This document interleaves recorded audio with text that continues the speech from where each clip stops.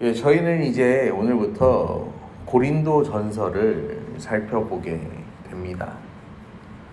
고린도 전서는 우리가 딱 생각하면은 고린도서에는 유명한 성경들이 많이 있죠.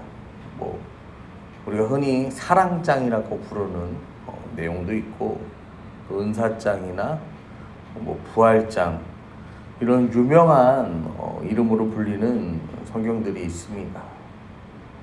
학자들은 우리가 지금은 고린도 전서와 고린도 후서 이렇게 이제 나누어서 구별을 하지만, 실제로는 편지 두 통이 아니라 더 많은 수의 편지를 보냈고, 그것들을 더하고 이 편집을 해서 지금의 이 고린도서가 만들어졌다라고 그렇게 예상을 합니다. 이 로마서와 고린도전서의 가장 큰 차이라면, 이 로마서는요, 아직 로마 교회에 가보지 못한 바울이 로마 교회의 설렘과 기대함을 가지고 이 로마 사람들이 과연 이 복음을 잘 알까 하는 생각을 가지고 계속해서 이 교리에 대한 설교를 강조를 합니다. 그러면서 은혜로 구원하신다, 믿음으로 구원하신다, 율법으로 구원받는 게 아니다, 이 이신칭의의 교리를 바울이 잘 계속해서 전합니다. 그런데 이 고린도 교회는 로마 교회랑 조금 다른 특징이 뭐냐면요, 바울이 직접 가서 복음을 전하고 세운 교회예요. 그러니까 고린도 교회는 복음도 알고 교리도 알아요. 그런데요, 여러분, 복음이랑 교리를 안다고 해서 공동체에 문제가 없지는 않습니다. 이 고린도 교회는 이 실제적인 다른 문제들이 속출했어요. 뭐냐면은 고린도라고 하는 도시에서 야기되는 첫 번째 문제들이 있습니다. 이 고린도는요, 로마 시대에 아가야라는 지역에 있는 도시인데요, 여기가 어디냐면은 지금으로 치면요, 그리스예요. 그리스. 근데 그리스의 수도는 아테네인데, 이 로마 시대에는요, 아테네가 수도의 역할을 한 게 아니라 이 고린도라는 도시가 수도의 역할을 했습니다. 여기에는 총독이 거주했고요, 역사적인 기록에 따르면 이 로마 제국 중에서요, 네 번째로 큰 도시가 바로 이 고린도였다라고 합니다. 굉장히 큰 도시죠. 거의 이 60만 명이 되는 인구가 살고 있었고, 브리스가와 아굴라를 만나서 바울이 거기서 이제 천막을 만들면서 생활을 해도 될 정도로요, 상업이 굉장히 발달한 도시였습니다. 그리고 돈이 많았어요. 도시에 돈이 많으니까 이 무역을 바탕으로 하는 부를 축적하다 보니까요, 외부 문화가 들어오잖아요. 그럼 외부에 있는 문화가 들어오면 이걸 경계하는 게 아니라 이걸 사람들이요, 받아들여요. 그러면서 이 당시에 외부 문화라는 것은요, 선한 것들이 들어오는 게 아니에요. 이 성적으로 매우 문란하고 심각한 도덕적인 문제를 야기하는 이방 종교들이 들어옵니다. 사람들이요, 먹고 마시고 놀다가 재미가 없으니까 이제는 뭐 하냐면은 우상 숭배를 하는 거예요. 그래서요, 이 시대에는요, 이 창기와 포주를 일컫는 말을요, 저 고린도 사람 같은 녀석들, 이렇게 지칭할 정도로 이 고린도는 굉장히 문제가 많았던 도시였습니다. 또 고린도 교회는요, 교리도 알고 복음도 알아요. 그런데요, 문제가 뭐냐면요, 그것도 알고 저것도 알고 우리가 잘 아는 것처럼 뭐 은혜도 충만하고 은사도 충만해요. 그러다 보니까 이 고린도 교회 안에는요, 파벌이 생깁니다. 왜냐면 은혜를 추구하는 자들이 있고, 은사를 추구하는 자들이 있고, 또 어떤 자들은 교리를 추구하는 자들이 있고, 교회 안에서 서로 파벌이 생기는 거예요. 고린도 교회는요, 어떤 교회였냐면 지식도 풍족하고 영적인 은사도 부족함이 없는데요. 이 어린아이처럼요, 미숙한 교회였다라는 거예요.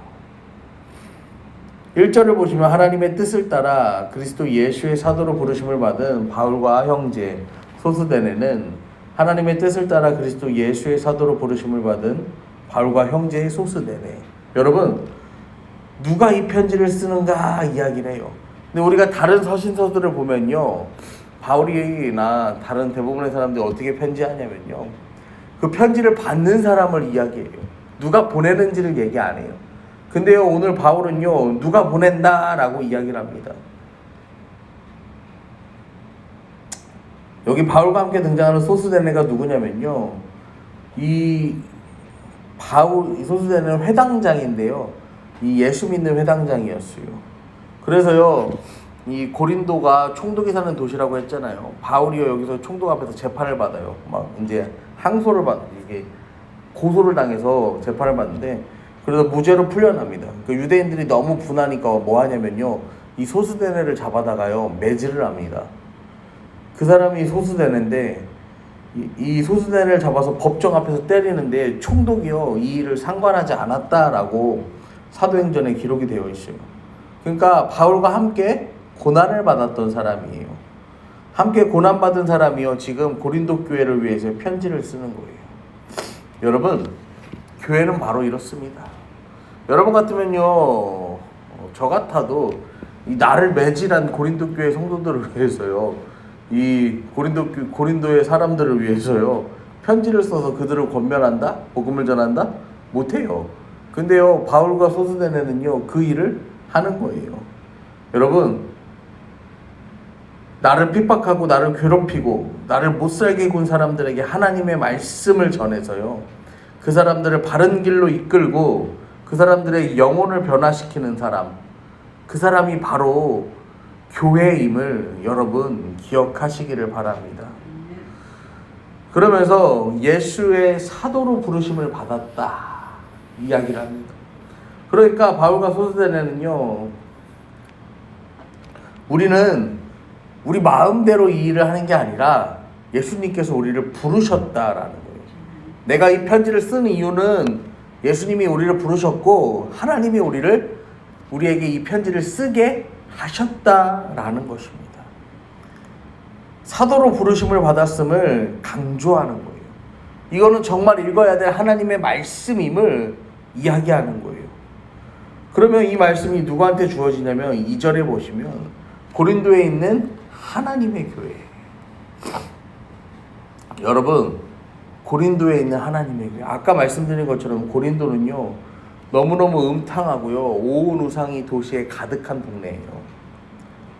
여러분, 여기서요, 하나님의 교회, 그런 타락하고 세속적인 곳에 어떻게 하나님의 교회가 있을 수 있나? 여러분, 하나님은요, 이 복음은요, 바로 그런 곳을 찾아가는 거예요. 어둠이 있는 곳에요, 빛을 비추기 위해 찾아가는 거예요. 슬픔과 절망과 낙심이 있는 곳에요, 희망을 주기 위해서 찾아가는 곳이 바로 교회예요. 하나님이 하시는 일이에요. 여러분, 우리 인생도 마찬가지입니다. 우리 인생도요, 나는 고린도처럼요, 연약하고 죄인이에요. 그런데요, 우리 주님이요, 우리를 찾아오셔서요, 우리를 거룩하게 하시고요, 우리를 구별하셨다라는 거예요. 그래서 이전과는 다른 부르심을 받은 세상을 따라 살아가던 우리를 하나님의 자리로, 은혜의 자리로 하나님께서 불러주셨다는 거예요. 각처에서 우리의 주, 곧 그들과 우리의 주 되신 예수 그리스도의 이름을 부르는 모든 자들에게, 예수의 이름을 부르는 모든 자들을 하나님께서는요, 구원하신다라는 거예요. 그 사람의 조건과 상황이 어떠하든지 간에 상관이 없어요. 여러분, 하나님께서는 그 가운데 역사하신다는 거예요. 하나님 우리 아버지와 주 예수 그리스도부터 은혜와 평강이 있기를 원하노라.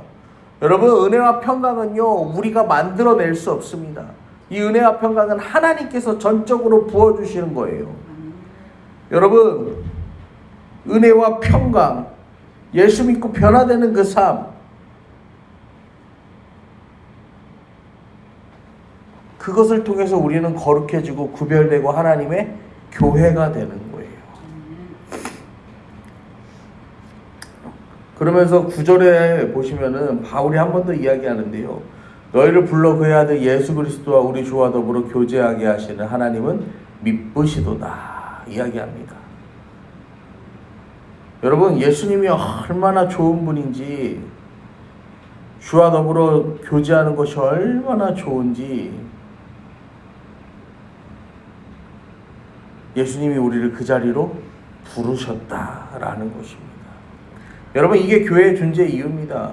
주님과 더불어서 교제하는 거, 교회에 나오는 거, 미쁘신 하나님, 신실하신 하나님, 그 위대하신 하나님 앞에 나가는 거, 그 하나님을 찬양하는 것, 그것이 바로 이 교회의 존재 이유다라는 것입니다.